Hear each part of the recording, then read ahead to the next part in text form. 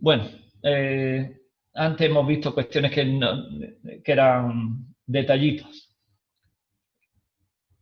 Ahora vamos a la parte de cómo redactar el proyecto fin de máster, en la parte que tiene que ver con esta asignatura.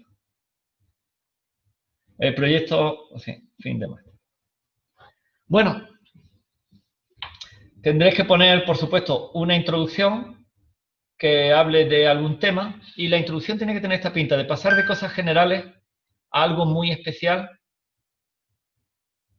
y poquito a poco todo tiene que llevar a esa cosa especial que sea un objetivo. El último párrafo de vuestra introducción, todo lleno de citas bibliográficas, todo poniendo buenas referencias, tiene que acabar en un objetivo que motive el trabajo que vais a hacer.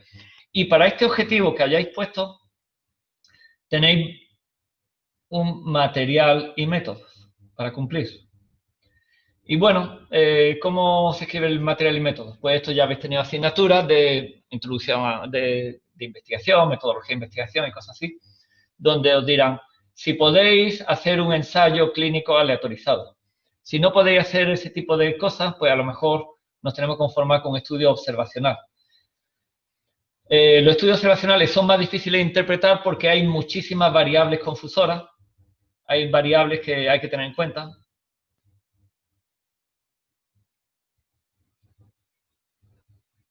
Y cuando el estudio sea observacional, lo normal es que salgamos por el lado del análisis multivariante. Así podemos ver cómo tiene, para cumplir mi objetivo, cómo una variable tiene un efecto en algo. Y cuando digo si una variable tiene un efecto en algo, voy a decir también qué efecto tiene en la depresión el que el cuidador le pase algo. Pero claro, hay que tener en cuenta la edad y un montón de situaciones que pueden influir también a la depresión. Bueno, yo quiero ver cómo le afecta algo relacionado con el cuidador a la depresión y sé que tengo que tener una lista de cosas. Entonces, mi material y método en esto observacional pues será un poquito más complicado de redactar que si es un ensayo clínico, que las cosas son más claritas. Bueno, pues dentro del material y método tendré que elegir un método de investigación y tendré que hacer un apartado donde diga variables, donde lo pongo aquí. Variables. Bueno, pues en todas las variables tiene que quedar muy clarito cómo se hace. Tiene que quedar tan clarito, no voy a que cerrado. Voy a abrirlo una base de datos cualquiera. Estaréis haciendo el proyecto fin de máster. Por supuesto, no tenéis datos todavía. Pero aunque no tengáis datos, tiene que quedar. Voy a coger el Titanic. Tiene que quedar claro cada variable que vayáis a meter, cómo es. La edad. Tendremos en cuenta en nuestro análisis la edad de los pacientes. La escribís, es una variable numérica. Tendremos en cuenta la depresión medida con el cuestionario de Beck, por ejemplo. Y dice, el cuestionario de Beck es... ¡Ay! No se ve. Estoy escribiendo. ¿Cómo lo hago?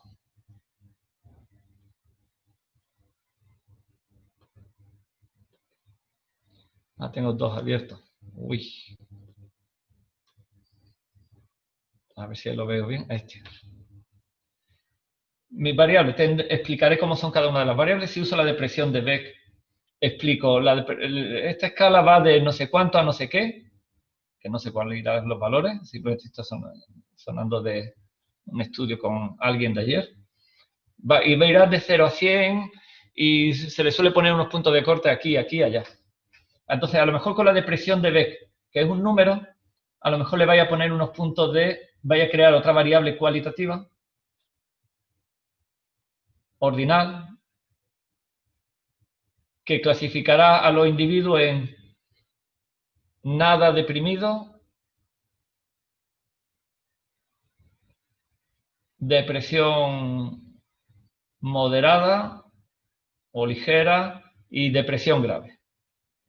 Bueno, pues si fabricáis una variable de una variable numérica, una variable cualitativa, pues en el material y método explicáis quién es la numérica, quién es la cualitativa y dónde vais a poner los puntos de corte. Vale, eso para todas las variables que vayáis a tener. Tal cual como si fuerais a meterlo ya en la base de datos. No me puede quedar una ambigüedad del tipo, y ya veré dónde pongo yo el punto de corte. Tiene que quedar listo para que alguien lo pique. Siguiente. ¿Cómo habrá otro apartado que diga estadística? Pues podríais poner cosas como este estilo. Voy a poner la frase más o menos abreviada. Sería, las variables numéricas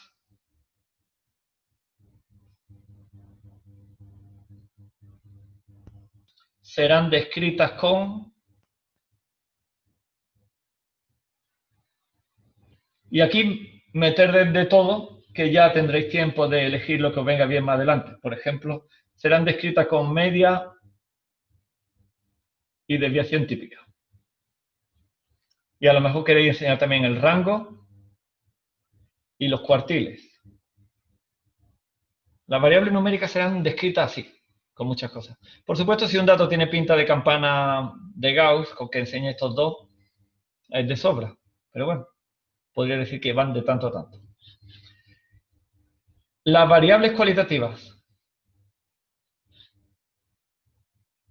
Podríais poner una frase del tipo, las variables cualitativas serán descritas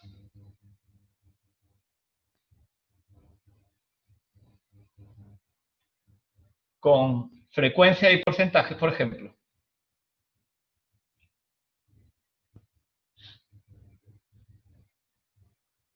Es decir, el sexo. Este estudio estaba formado por un 60% de hombres. 60% y entre paréntesis ponen 205 hombres. Esto es una frase, por ejemplo. Así yo podría describir el sexo. Bueno, un porcentaje y su frecuencia. Los dos números siempre. Había el 30% de los individuos tenía grupo sanguíneo A. El 30%, entre paréntesis, 180 individuos eran A. El 40%, entre paréntesis, tal, eran B. Ya está. Así describimos las variables cualitativas. No lo vais a poder describir porque no tendréis datos, pero por lo menos diréis qué es lo que vais a hacer. Más adelante. Venga, supongamos que estamos haciendo un ensayo clínico aleatorizado. En un ensayo clínico aleatorizado, normalmente tendréis, por ejemplo, una variable numérica que es el resultado del tratamiento, y tienes una variable que es el grupo de intervención. Tienes dos grupos, el grupo sí, el grupo no, el grupo control, el grupo de intervención. Entonces tienes una variable sí o no, prediciendo una variable numérica. Típicamente esto lo podéis hacer con una T-de-Student, ¿no? Bueno, como es un ensayo clínico aleatorizado, la vida puede ser muy simple y no tenéis por qué hacerlo multivariante.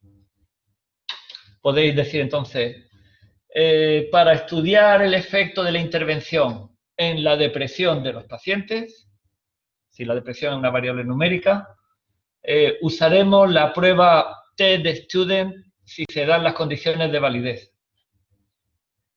Usaremos el T-test, la prueba T-de-Student, si se dan las condiciones de validez. ¿Y si no se dan las condiciones de validez? Y si no, usaremos la prueba no paramétrica equivalente.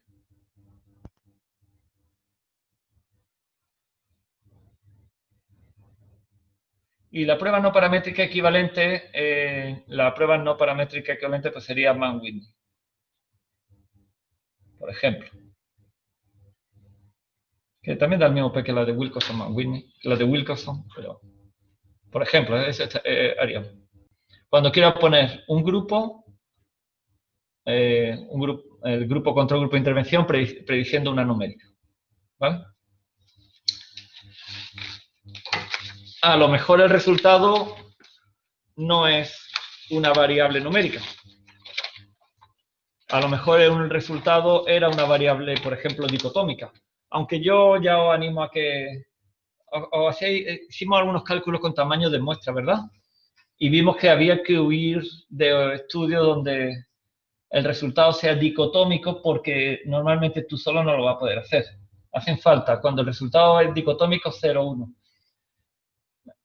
Por ejemplo, grupo de intervención. Quiero saber si con la intervención tal es más probable que la gente se cure. ¿Vale? 0 o 1. Curarse frente a no curarse. Esto lo podíamos hacer con una prueba que se llamaba la chi cuadrado. Voy a escribirlo así. Chi cuadrado, chi cuadrado. ¿Vale? Entonces, cuando tenías dos variables cualitativas, podía utilizar una prueba chi cuadrado. No tiene por qué ser dicotómica, puede ser cualquier variable cualitativa, pero vamos, en ciencia de la salud suele ser sí o no. Sobre todo si el estudio es un ensayo clínico aleatorizado. Os dije que esto solo va a salir como tengáis una muestra enorme o unos efectos escandalosos, ¿no? Si no, os va a salir no significativo. Pero bueno, ¿cómo podría escribir? Podría escribir esto. Para estudiar la asociación, o lo contrario, la independencia. Pero bueno, la asociación entre la intervención y el resultado, ¿vale?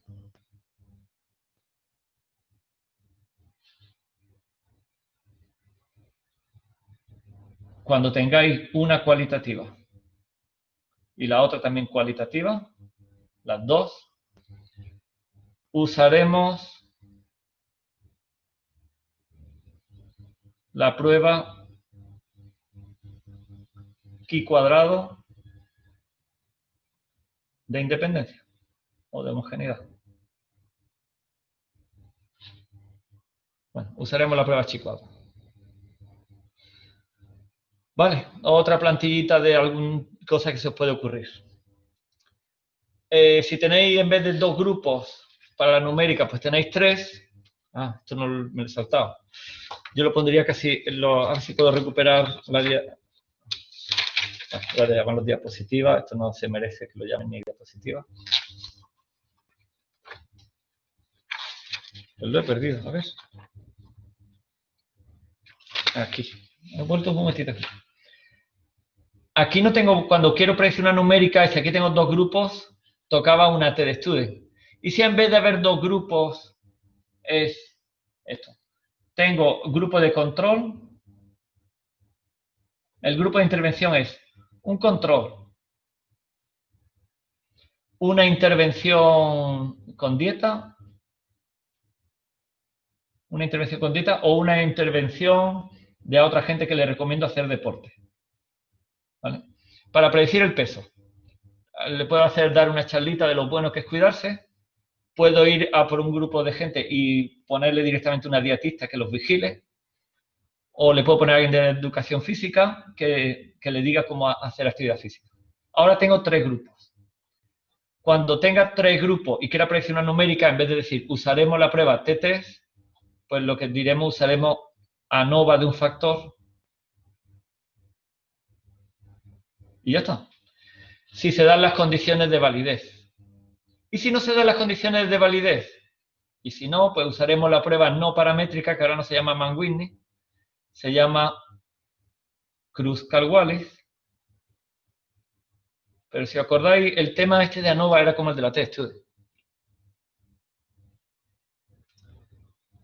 Uy, ¿se ha cortado?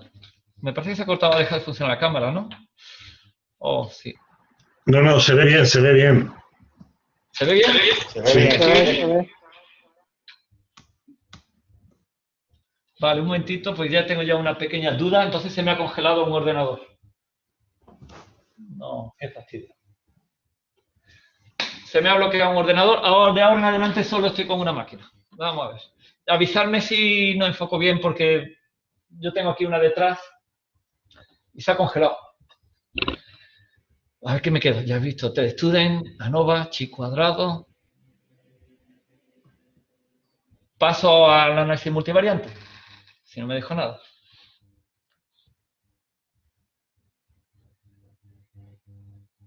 Bueno, hay alguna cuestión más. A veces solo queremos estudiar relaciones entre pares de variables numéricas. Cuando quieras ver relación que hay entre el peso y la altura, y solo dos. ¿Vale? Hasta ahora siempre he puesto grupos, pero bueno, si solo me interesa ver las relaciones que hay entre dos variables numéricas, pues diremos, usaremos el coeficiente correlación de Pearson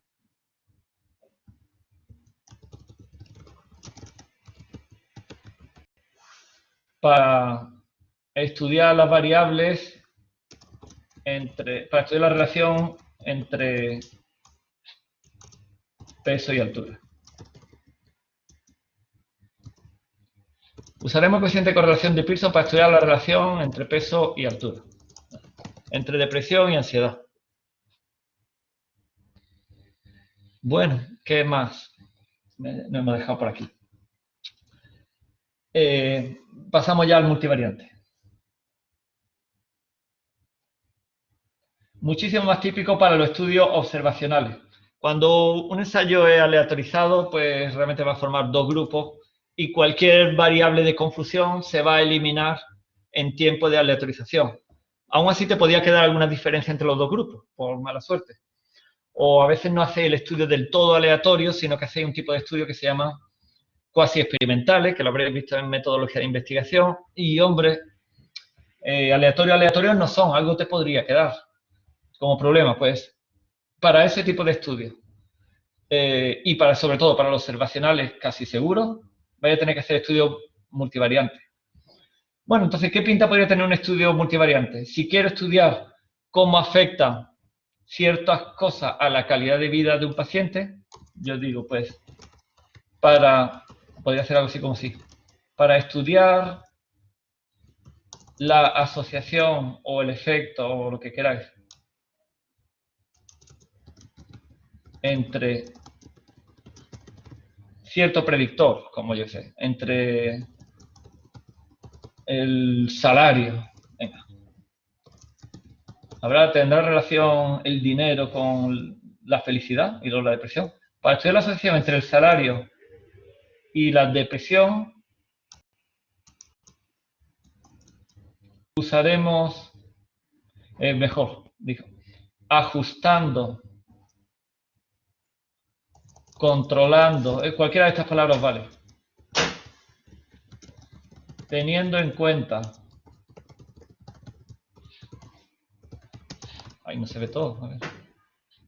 Ahora me tengo que apañar yo con una sola máquina. No sé si estoy tapándome yo ahí mismo. Teniendo en cuenta. Y ahora, ¿qué cosas podrían tener en cuenta en la relación entre salario y depresión? Pues la edad, es posible que la edad sea un factor que influya también en la depresión. El sexo, lo mismo las mujeres puntúan diferente que los hombres. La edad, el sexo, ¿qué más podría influir? Bueno, etcétera. ¿Vale? Para ver cómo una variable influye en otra, diré, usaremos análisis multivariante, pero aquí ya sería más concreto. Hemos visto dos tipos de pruebas, hay más. Hemos hecho análisis de regresión lineal cuando quiero predecir un número, en este caso quiero predecir la depresión, y si la depresión es un número, por ejemplo, la depresión como punto de la escala de Beck, de 0 a 100 o lo que sea que vaya esto, o a 30, donde queráis. Bueno, si la depresión lo mido como un número, usaremos análisis de regresión lineal.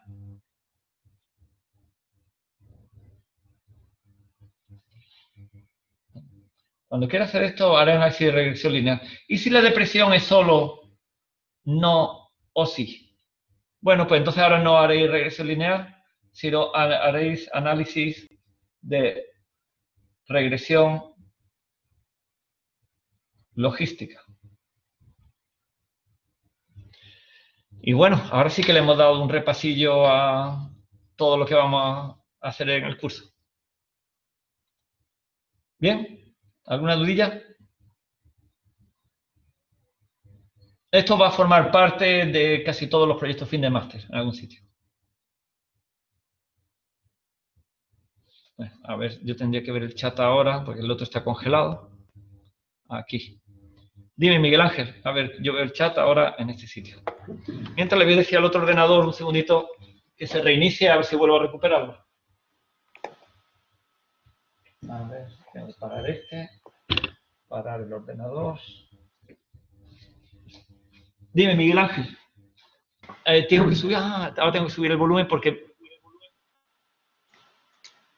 Una cosilla. Me gustaría comentar algo sobre el tamaño muestral. ¿Vale? Darle una vueltecilla al tema de cómo calcular más o menos el tamaño muestral o sobre eso.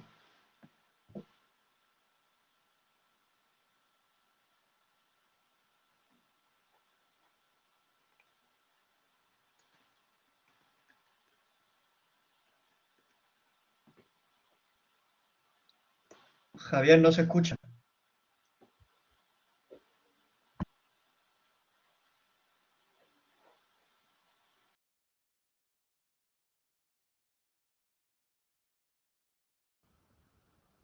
¿Ahora sí?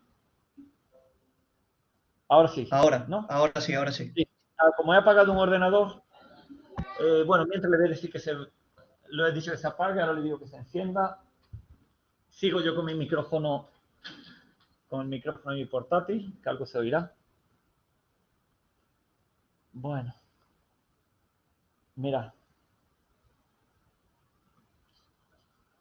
Tamaño muestral.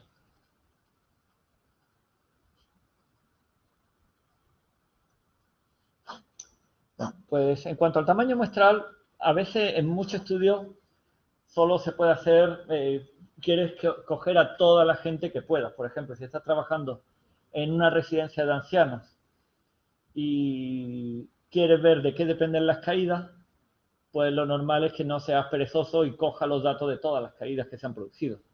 Que si se están tomando nota de eso, ¿no? Entonces, a veces el tamaño muestral no lo plantearéis, sino voy a estar 2 años, llevo 2 años trabajando aquí, he tomado nota de todas las caídas y te voy a describir lo que ha pasado. Bueno, pero a veces en otro estudio es prospectivo, quiero hacer una intervención sobre los pacientes y me gustaría saber cuántos pacientes necesito para obtener mi respuesta. Y esta clase era muy pesada. Y si esta clase, yo digo, era un poquillo pesada, pues dependía ahora de un montón de cosas que tú no sabes. Vamos a ver, podría depender de esto. Si tengo un grupo de gente y yo voy a hacer a un grupo, lo voy a llamar el grupo de control, y el otro el grupo de intervención, me gustaría que, por ejemplo, imaginaos que estoy hablando de pérdida de peso. Y aquí es peso perdido, ¿vale? Tras una dieta. Pues cuanto más peso perdido, mejor.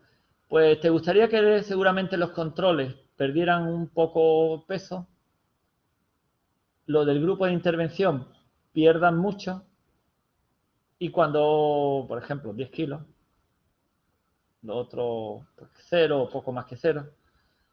Y entonces si el efecto es muy grande, si el efecto es grande, con una muestra pequeña va a tener suficiente para verse. Pero te puede pasar otra cosa, que el efecto realmente, pues bueno, a los controles les salga una cierta mejoría y los de intervención tengan un resultado ligeramente mejor. Esto sea la diferencia, un poquito, que las medias se mueven un poco. Pero bueno, a ti te resulta clínicamente interesante, aunque sea poco, clínicamente te gusta. Algo que te interese. Vale. Pues bueno, cuando vayáis a diseñar el tamaño de muestra hay una parte que no os va a gustar, que es, tenéis que especular desde el principio con qué tamaño, a partir de qué tamaño te gustaría que si eso fuera real, hubiera. Entonces, tú vas a decir, si el efecto fuera como mínimo 5 puntos, a mí me gustaría descubrirlo con este estudio. Entonces, diseña un estudio para que si el efecto fuera como mínimo tanto, que te salga. A pesar de eso, puede no salirte. Y entonces juegan otros numeritos más. Entonces, os importa el tamaño de efecto.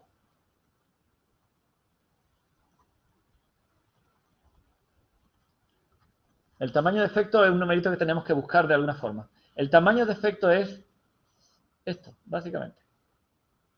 Si el efecto es grande o es chiquitín. Y ahora se pueden dar de varias formas. Vale, el tamaño de efecto va a importar. Otro numerito que también va a importar es la probabilidad de error de tipo 1, alfa, pero esto se fija en 0,05. Típicamente es, cuando vaya a decir que un resultado es significativo, a partir de qué valor vamos a decir que las cosas son significativas. Entonces aquí hay poco que pensar. Probabilidad de error de tipo 1 era del 5%. Típicamente. Y después hay uno que se llama beta o 1 menos beta, se da uno o el otro. 1 menos beta se llama potencia. Típicamente vosotros ponéis más bien este. Y queréis que sea un número cercano al 90%. Y este numerito que es cercano, y se pone también al 90% sin darle muchas vueltas, mínimo 80, pero no bajáis de ahí. Y de ahí para arriba llevarlo a donde os dé la gana. Esto se lee así. Si yo tuviera razón en lo que he planteado, si yo tuviera razón en que hay realmente un efecto, si yo tuviera razón, quiero que haya una probabilidad de al menos el 90% de que salga el resultado significativo. Y esto es lo que se lee. Este es el otro número que tener en cuenta, pero si no queréis entenderlo o pensarlo mucho, dejadlo en 90% y os va a ir bien. Nadie os va a decir nada. Este 90% es, si yo tengo razón y hago el estudio, sería una desgracia que me salga con un P no significativo. Yo no quiero que eso pase. Así que voy a tener en cuenta el N, el tamaño muestral, que se suele poner con la letra N, lo vais a hacer siempre pensando, ¿cómo es de grande lo que quieres detectar? Esto lo dejáis aquí y ponéis una potencia suficientemente alta para que a ti te valga la pena trabajar en el tema. Entonces, si queréis, repasamos un poquillo cómo lo hacíamos con Jamovi o con una calculadora online. Bueno, todavía tengo el ordenador encendiéndose, el otro. Bueno, no lo cuelgo. Bueno, ¿cómo lo hacíamos? Recuperamos un poquillo de Jamovi, aunque lo tenemos grabado en la última clase de repaso. Aquí esto no estudiáis nada. Vamos a ver cómo era. Jamovi. Habíamos metido un modulito, os recuerdo, se llamaba JPower. Lo habíamos sacado aquí de los módulos. La librería de Jamovi tiene muchos modulitos muy simpáticos. Y uno de ellos era este, JPower. Y lo instalamos.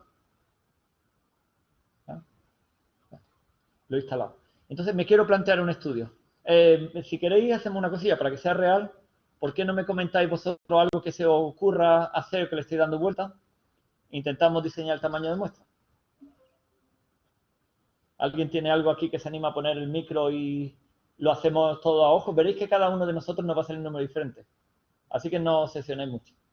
Porque aquí estás fantaseando con lo que te puede salir. ¿Alguien me quiere contar algo que esté dándole vuelta? Y lo demás no lo copiáis como de máster. Yo mismo, por ejemplo. Dime.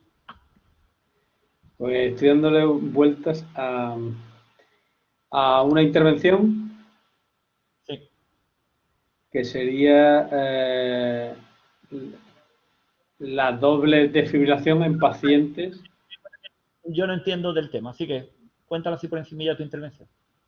La intervención sería a pacientes que tienen unos determinados signos, aplicarle una intervención, que sería una una desfibrilación secuencial.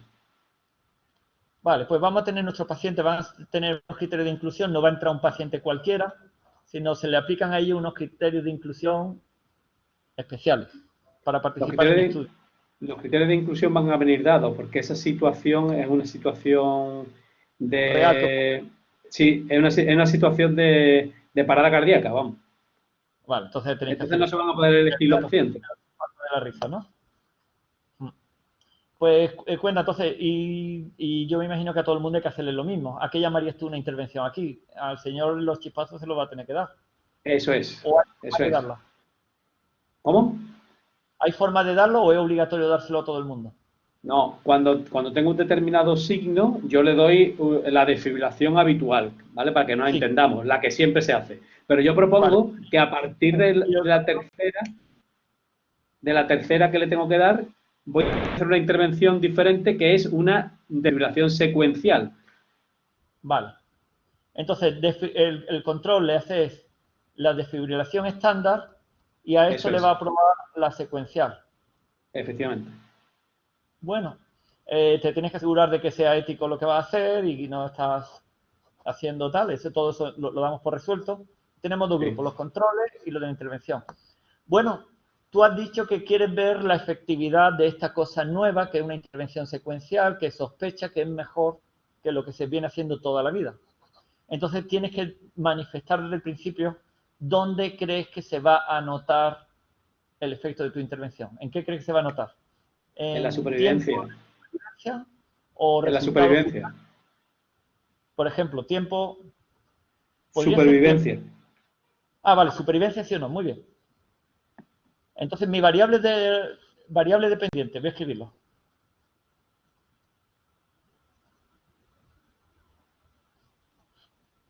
La variable dependiente es supervivencia, sí o no. Justo lo que os recomendé que no fuera ya por ello. Ahora va a ver por qué. Claro, Javier, ¿Sobrevive o no sobrevive? o un efecto, un tamaño del efecto, por ejemplo, de mejorar en un 15% la supervivencia, que ya clínicamente sería relevante. En este caso es, quieren mejorar la supervivencia, sí que sobreviva o no sobreviva. Te lo cambio por cosas más suavitas. A lo mejor alguien puede morir o vivir, pero me fijo en otra cosa. Por ejemplo, si han tenido un infarto, a lo mejor del corazón, que yo no sé muy bien dibujar eso, ¿cómo es? Lo voy a dibujar como lo aprendí de niño. Aquí tengo un corazón. El resultado se me puede estropear el 3% del corazón o el 20% del corazón. Ahora esto es un número, ¿verdad? Sí. Esto es un número. Cuando sea un número, verás que la cosa es un poquito más fácil. Entonces, yo puedo coger como variable dependiente que te cure o no te cure. O la cantidad de corazón que se te ha estropeado. ¿Vale? Una cantidad de medida de volumen, una medida de área, lo que vosotros queráis. Entonces, si fuera una medida de volumen de corazón que ha sufrido, pues en este caso tú crees que esta intervención va a hacer que haya menos volumen de corazón estropeado. Si es una claro, numérica, pero eso Javier lo puede hacer con la supervivencia, o sea, un 15% de supervivencia, por ejemplo, aumentar la supervivencia en un 15%. Supervivencia. ¿Cómo? Cuando dice un 15% de supervivencia es que en un grupo sobrevivan el 30% y el otro sobreviva el 45%, ¿verdad? Por ejemplo. Eso es un sí no. Vale. Tu variable es, la gente cuando yo presente los resultados diré, sobreviven sí, sobreviven no. Y en el grupo de control, tengo el grupo de intervención. Y digo, en el grupo de control sobreviven 30% y en el grupo de control el 45%. Por supuesto, aquí va a ser lo contrario. No sobreviven. Entonces, este no me hace falta contarlo. Entonces, claro. Sobreviven sí no. Cuando tienes dos grupos, es lo mismo que una variable dicotómica. Y los números van a ser una barbaridad. Pero vamos a verlo, que no... Y después te digo, bueno, pues en vez de hacer esto, te voy a cambiar a que la siguiente variable sea cantidad de área afectada. Y te digo, esto es más probable que lo puedas conseguir. Pero bueno, lo hacemos en los dos casos. Yo creo que Vale. si le hago la intervención bonita, la que yo quiero proponer, el área afectada cuando el control es el 20% y creo que perdón, bueno, voy a llamarlo... ¿Cómo lo medí esa cantidad? Ah, bueno, yo en algunos estudios veo que lo hacéis de varias formas. Sí que lo hacéis. Sí, pero es que en este caso eso es complicado.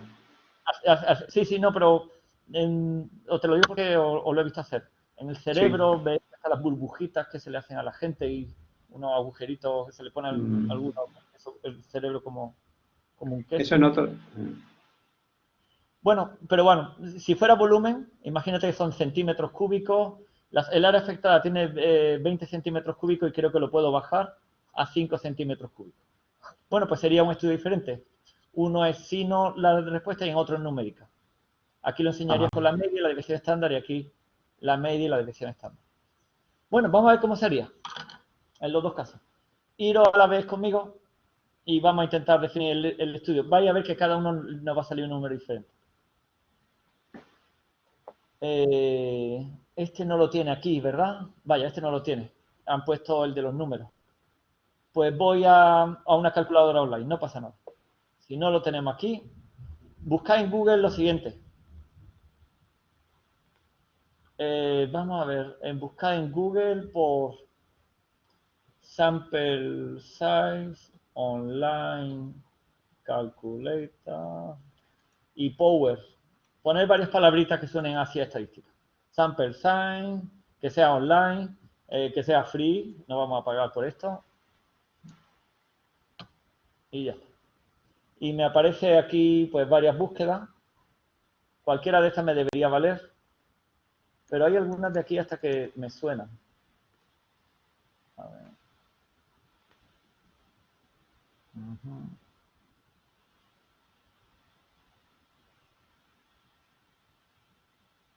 A ver. La primera está powerandsamplesize.com. Por ejemplo, ves que está marcada, esto es que alguna vez entra. Bla, bla, bla, ir directo a las calculadoras. Bueno, ahora tengo que elegir cómo es mi problema. En mi problema hay... tengo que poner la pantalla. Por cierto, lo mismo se corta porque veo aquí una tormenta en Málaga. Sí. Uf, ¿cómo suena eso? A ver si tenemos suerte y dura un poquillo más esto. Bueno. Uy, uy. Bueno, tengo mi resultado que es de tipo sí o no. ¿Se cura o no se cura? ¿Tiene problema o no? Y tengo el grupo, perdón, prefiero ponerlo así, control, intervención. Voy a ir poniendo, entonces tengo que tener un porcentaje en un sitio y un porcentaje en el otro. Por ejemplo, tú creías que en un grupo era el 30 de problema, el otro puede subir al 45. O gente que le va bien, 30%. Tenemos que buscar uno parecido. A ver si te parece que este. Comparar dos proporciones. Quiero comparar la proporción que se cura en el caso, en el grupo de control, frente a la proporción que se cura en el grupo de intervención. Este es tu tipo de problema, ¿verdad? Hay que localizarlo. Entonces os voy a enseñar algunos tipos.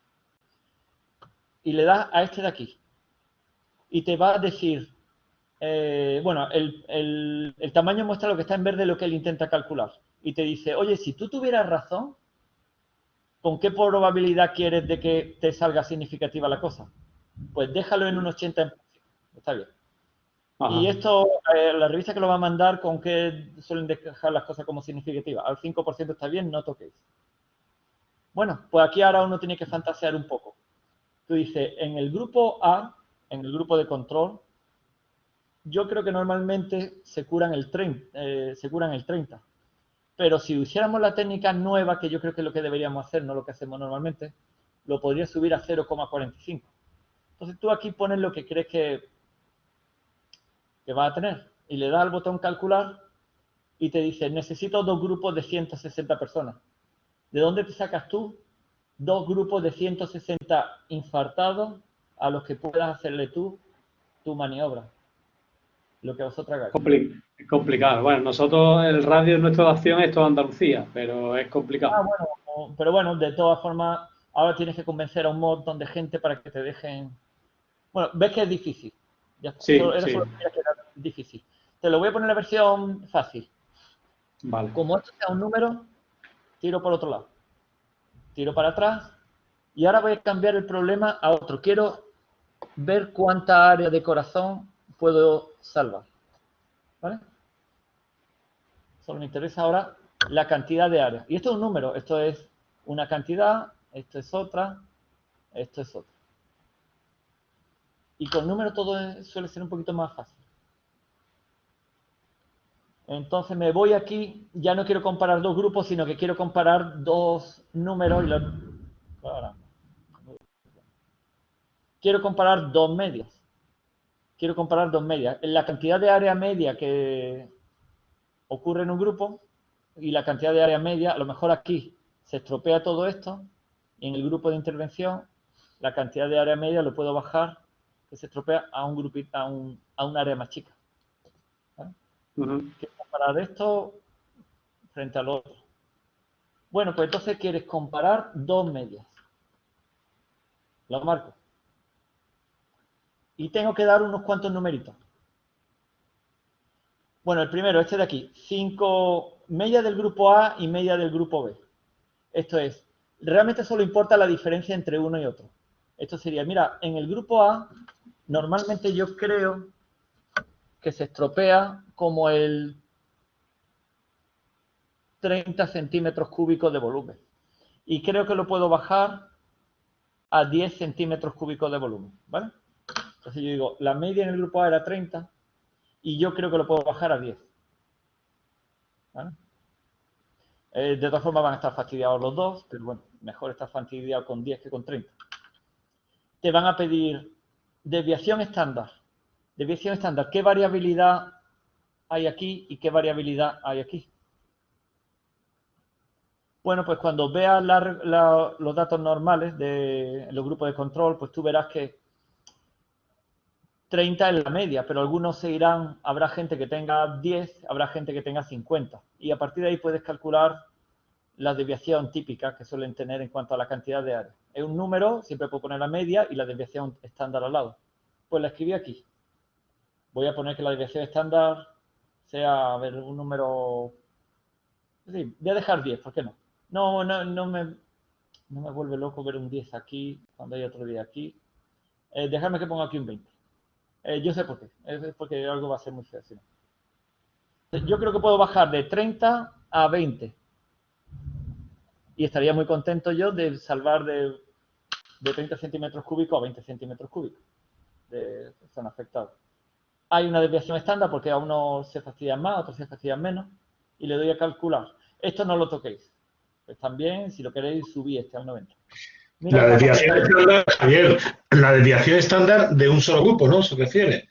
No tiene por qué ser igual para los dos. La estándar de un grupo, en principio, la del otro grupo, aunque no hayas cogido pacientes, en principio no tiene por qué ser muy diferente.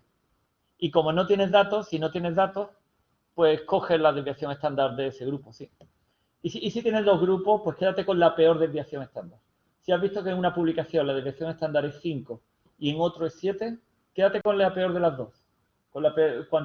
Vete con la más pesimista. La peor de las dos es la que te va a dar más muestras. Y tú siempre quieres pasarte de muestras, no por mucho, pero lo que no quieres de luego es quedarte corto. ¿Vale? Entonces coges la desviación estándar de uno de los grupos y ya está, calcula y mira, para ver que los pacientes tienen una mejoría que pasa de 30 centímetros cúbicos estropeados a 20 centímetros cúbicos, ves qué tamaño de muestra más aceptable. Es que esto se puede hacer. Es que son 10 se puede hacer, veces pero menos. tendrá que hacerlo un grupo de gente grande. Bien, me hago una idea perfectamente ya. Vale, aquí es donde hay que estar un poquillo trasteando. Y hay más problemas. Estos son 2. Venga, vamos a hacer otro problemilla para que os quede una pequeña colección. Me gustaría saber la prevalencia de obesidad en los colegios. Yo trabajo por ahí en enfermería en temas escolares y me gustaría saber cómo va el tema de la obesidad en los colegios. En niños de 10 años. Entonces, puedo tener acceso a muchos niños de 10 años. ¿Cuántos niños debería yo estudiar? Buscáis por aquí y veis por aquí, no quiero comparar nada, sino que lo que quiero es medir. Ah, no lo tengo. Qué raro. ¿Cómo no va a tener eso?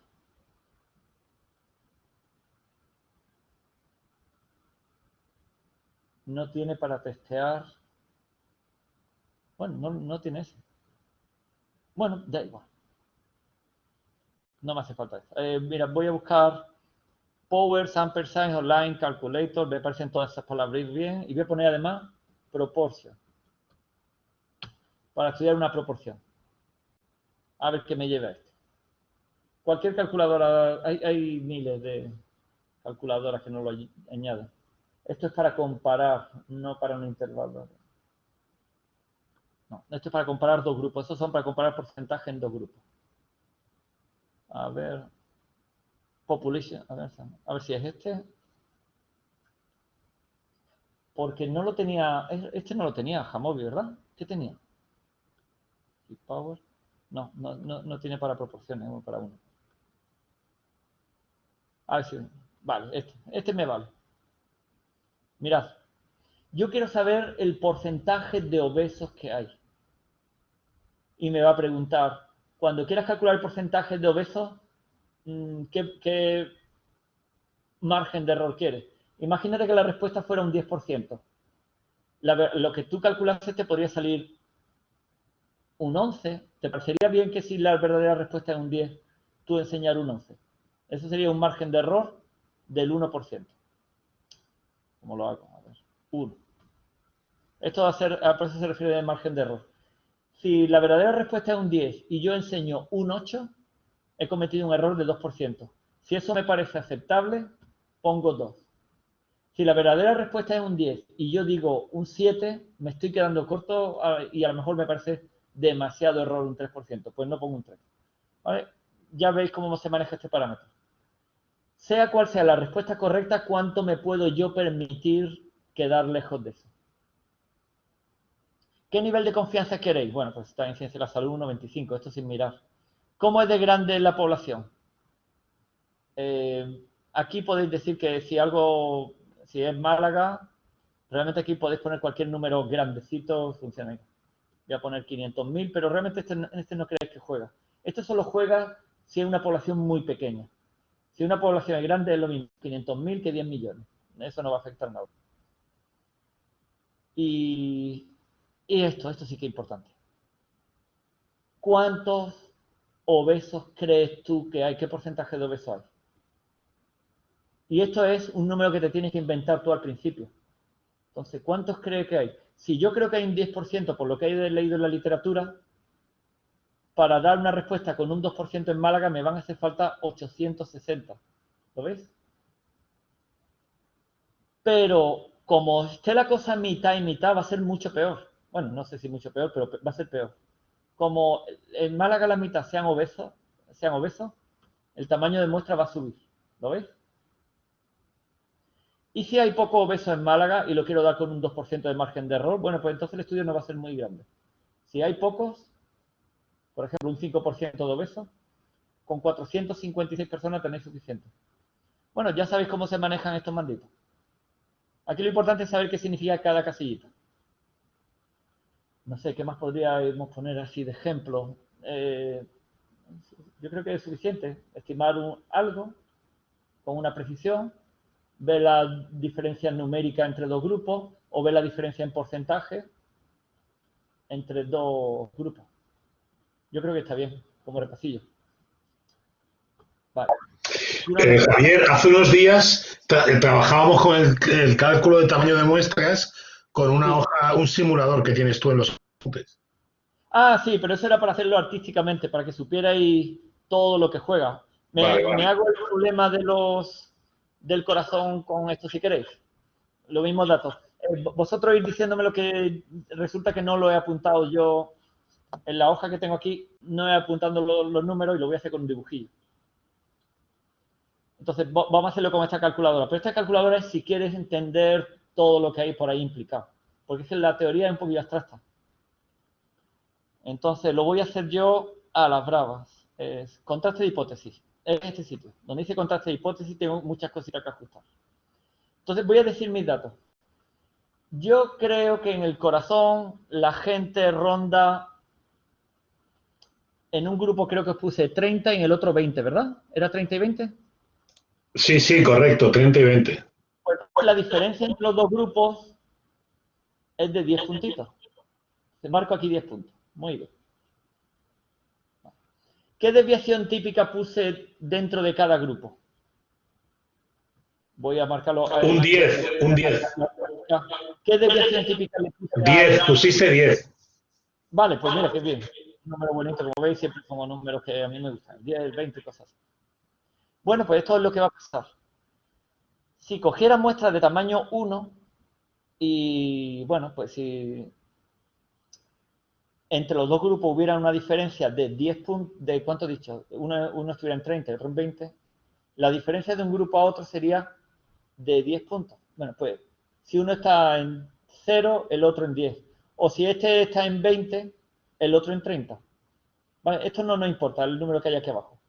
Si uno está en un sitio, el otro está 10 unidades más allá. Vale.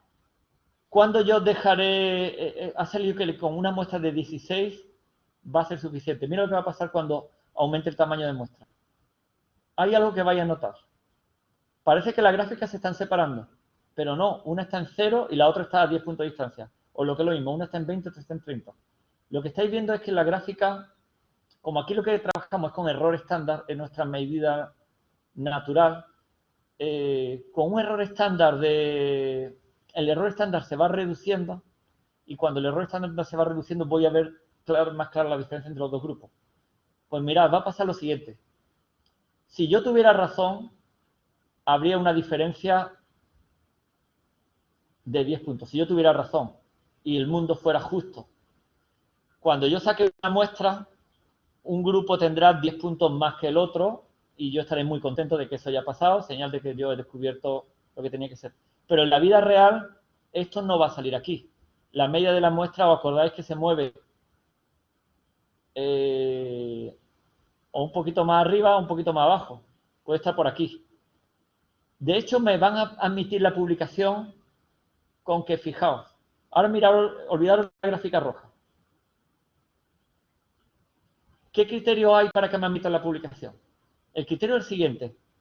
Ellos no quieren que, si la que es correcta es la verde, que no hay ningún efecto, la diferencia entre los dos grupos es 0, lo que no quieren es ver probabilidad a este lado. La probabilidad este lado está aquí. Entonces, este efecto de aquí, una mejoría de 9 puntos, lo considerarían significativo. Y también considerarían significativo 8. Y 7, porque todavía el P es pequeño. Y a lo mejor 6.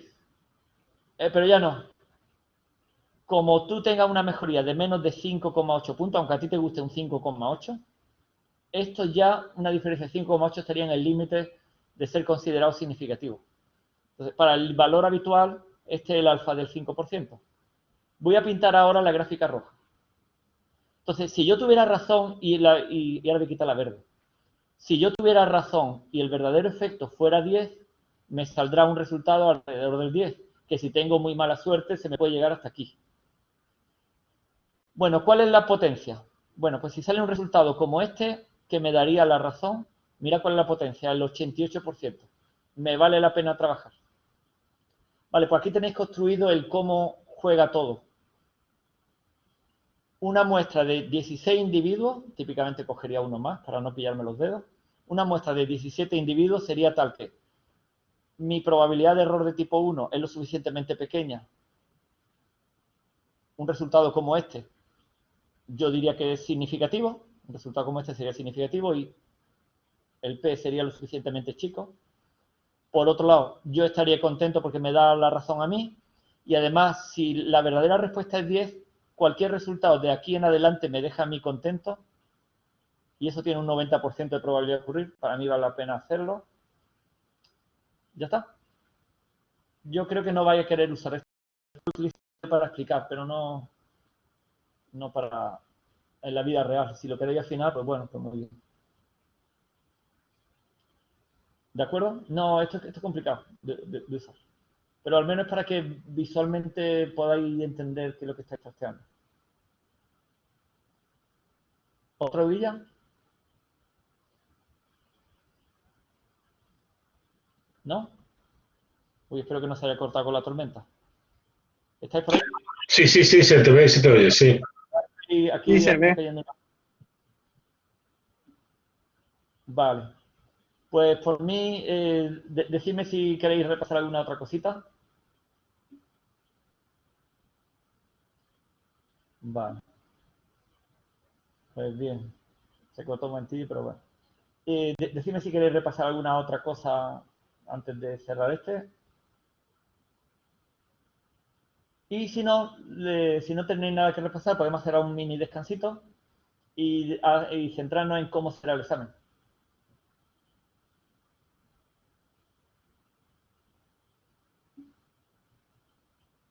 ¿Parece bien? Bueno, pues si no hay nada que preguntar, nuevo, paro este. Sí. Dime, vale, bien, ¿no?